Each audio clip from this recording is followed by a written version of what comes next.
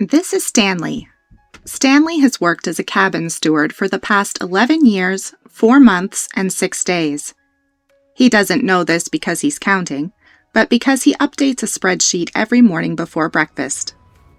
Back home, Stanley lives in a tidy little condo with his goldfish, Gerald, and approximately 1,400 spare towel folding diagrams.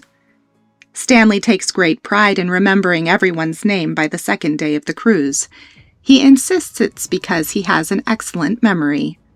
His coworkers insist it's because he secretly studies the passenger manifest while eating breakfast. Neither theory has been proven. Stanley's favorite part of every voyage is leaving a towel animal in each cabin. Every elephant, rabbit, and monkey is folded by wing. He once attempted a life-size moose. It was impressive. It was also a fire hazard.